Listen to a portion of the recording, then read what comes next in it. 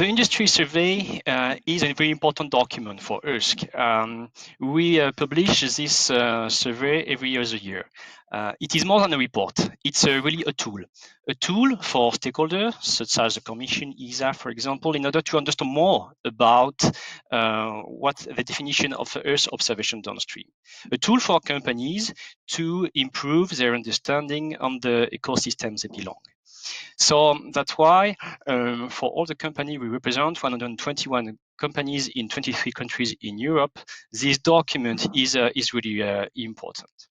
So my first slide is, I would say, a summary. But please, first, note that this report is available on free on the EARSC website in the library page. You will have the link on the top right of this slide later.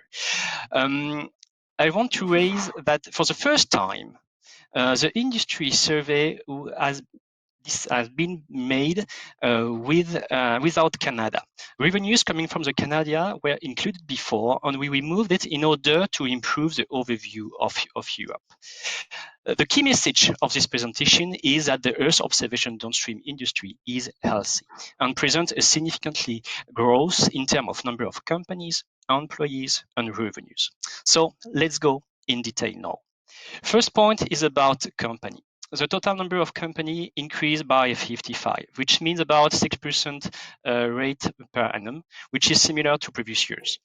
But this number undermines companies which no longer exist from going out of business or merging with other companies. And we identified 53 of them.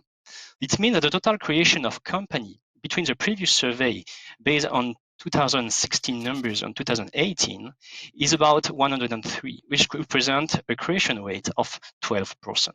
An interesting point is the size of the company. The Earth observation sector is still obviously characterized by a lot of micro companies, about 2/3, and only 1% of large company. But what we can see for the first time is a slight increase of the percentage of medium company. So maybe kind of consolidation to be confirmed. Second key element is about the employment. Employment is a key indicator. Over the last 5 years, the number of employees have grown fairly steadily at a rate of about 10% per annum. This trend continues. Earth observation industry has created an incredible 1,500 jobs during the period 2016-2018. This is bigger increase is in the medium and the large company. Another interesting point is that for the future, in the next 12 months, close to 80% of companies are really planning an increase of job. Revenues. This section is a bit particular, so I just want to raise 2 points there. The first one is that I want to recall that the numbers we use have been made without Canada's. So basically, from the numbers you have seen in 2016, same total revenues is the number of total revenues is the same, 1.2 billion, but it was without with Canada before, without now. The second point is about this green, the red bars you can see on top. This is linked to a project, contract won by Airbus in 2015, the World Dam contract, which is a 4 years contract of 450 million. So as we don't know the split, of course, we had to estimate the split between the years. Nevertheless, the survey confirmed the continuous and significant increase of the demand of EO services with still a 10% growth per annum. An interesting point is about the evolution of the delivery model or the processing. Traditionally, the Earth observation market is a bespoke market, one product, one service, or one product. This survey highlights a kind of significant change. The Earth observation sector is moving to a more automated processing technique, with more than 50% which are produced semi-automatically and more than 20% automated. In 2016, for memories, EARSC published a position paper presenting online services as a future key component of the Earth observation market. It was planned to represent 25% of revenues in 2025, with more than 20% of revenue coming from automated services, we can imagine that step to this could be even reached before. In terms of market, defense and security is the most flourishing one and presents a significant growth from around 20% in 2016 to 30% in 2018. Agricultural, environmental, pollution, and climate were already identified previously in the top 4. But oil and gas, which were present there before, moved to the 5th position, whereas emergency services moved to the 7th, to the 3rd one. So there is here several points. There is a Canada effect. Some significant Canadian actors were deeply involved in the environment market and are not taken into account here. But even in Europe, we have seen, identify that some big players have really developed the share related to security and defense. Another interesting point is about emerging market. Construction, real estate, and alternative energy have significantly improved their ranking. Another slide about market. The geographic distribution of sales is an important parameter for EARSC, which is active in different projects to promote the internationalization of Earth observation services. The fragmentation of Earth observation could be sometimes a barrier for internationalization. What we can see here is that the sales in the Europe represent about 70% of the revenue.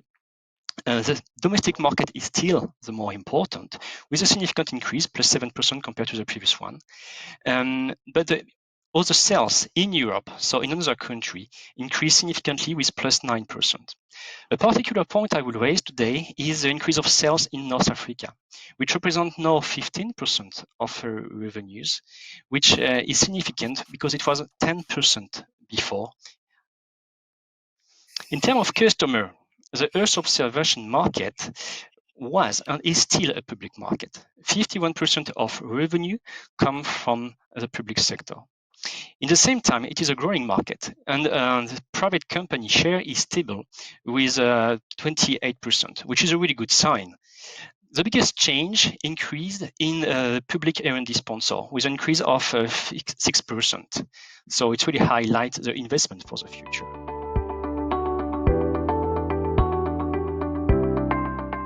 The view of the industry is really positive about this Copernicus and the open, free, and data policy.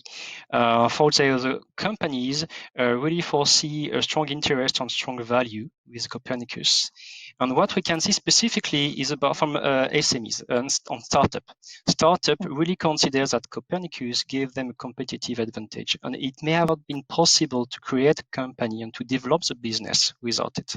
So it's a really a good path to support the whole industry. And can I just to sort of complement Emmanuel's answer? I agree entirely. I think what we're seeing is kind of a shift from purely just the data side, the imagery side in the EO sector, to much more of an emphasis on the services themselves. And so whereas you need imagery, obviously, to develop the services, and before only sort of the largest players could make their own data, procure their own data. So with Sentinel and also Landsat making available free data, you have kind of this flourishing of these small companies which take the free data and focus specifically on adding services to this. And these are typically SMEs or even startups. And so there definitely has been a very large contribution because of Sentinel due to this. Well, this is something we didn't really investigate in the survey. What we know is that there is a continuity which is really important for the industry. Continuity in terms of services, in terms of assets, so real satellites. There is a lot of discussion about the different services, Copernicus services, and potential new ones. So this is really important to understand what are the real needs of the industry in order to define which one are the most relevant or will continue to help with this user uptake need. Absolutely. adapt is really the word. It has been a game changer, no doubt. A lot of medium resolution were commercialized before. They had to change, and they find a way to. They have been flexible enough, innovative in order to continue. And we can see that the growth of data acquisition, data distribution still increase, and not only thanks to the public needs. Satellite sensors which are operated for public entities. We have a huge increase in number of sensors. So the bottleneck will be the ground station. How are they going to manage this? We already know that some new players, for example, Amazon, has defined this ground station as a service. So it really highlights that there is new change in the future, and it will have significant impact on the current players. For sure. I mean, the ground segment is definitely kind of an underlooked at aspect, and as you said, Amazon, we're seeing there too a lot of sort of adaptation. There's even kind of the Airbnb of the ground segment. So companies who are there to kind of match availability in the ground segment with players who need the ground segment to kind of get the data down from the satellite. So we're definitely, and to answer Bente's question, these kind of policy decisions often force adaptation and change. And I think there's sort of a correlation between the date when the EU announced, the open and free data policy with kind of big mutations in the EO sector. So all of a sudden, as Emmanuel was saying, low and medium resolution, basically imagery stopped being a viable business model. And so that's when you saw a lot of small sats. Well, companies said, okay, well, we'll launch, instead of having one small resolution, low resolution, we'll have a constellation. So then the resolution may not be the best, but we offer daily revisit, or we only offer high resolution. So it kind of forced innovation, it forced adaptation and change in the market.